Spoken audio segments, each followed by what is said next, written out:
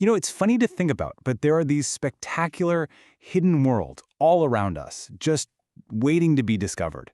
And they're not in some far-off place. They're literally right under our noses, in a drop of water, a tiny piece of moss. So today, we're going to go on a little journey, and all it takes to see these worlds is a simple change in perspective. All right, let's dive right in. Our guide for this trip is this really remarkable poem. And it treats a simple lens, a magnifying glass, not as some boring tool of science, but as an instrument of pure wonder.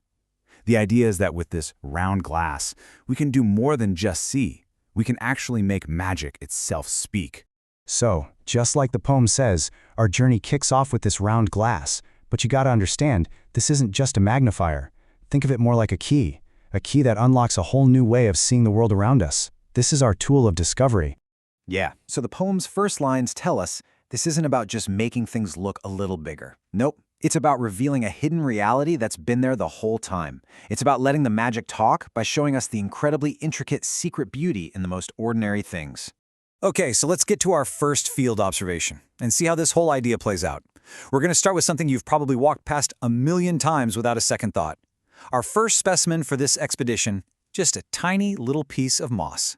So get this. Our subject is tiny, barely an inch across. To you and me, it's just a soft green cushion on a rock, right?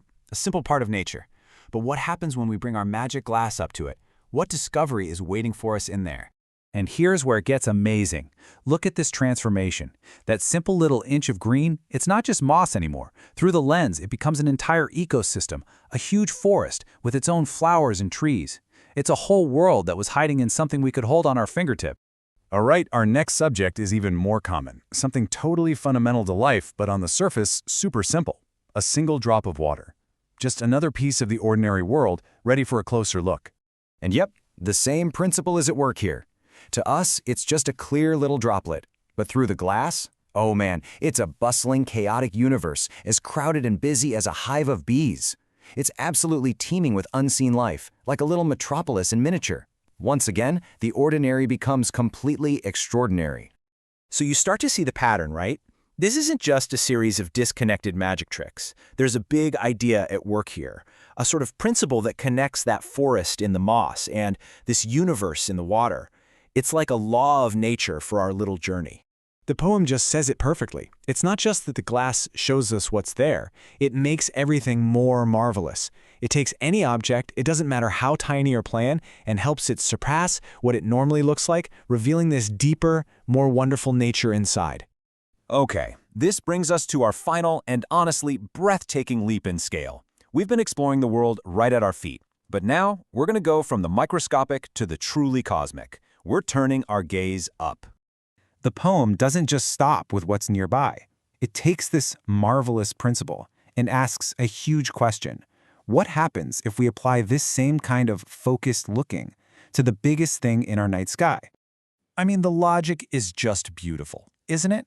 If a small, round glass can turn an inch of moss into a forest you can imagine exploring, then what could a more powerful lens do to the moon?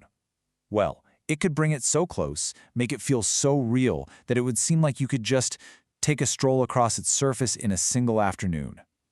Wild. And that, right there, is the ultimate takeaway from our journey.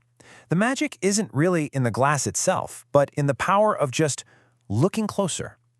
The sense of wonder you can find in a drop of water is the very same sense of wonder you feel when you gaze at the cosmos. It's all about perspective. So the next time you see something ordinary, a leaf, a pebble, a puddle of rain, maybe just take a moment, ask yourself, what marvels might be hiding in there, just beyond what your eyes can see, waiting for their own journey of discovery?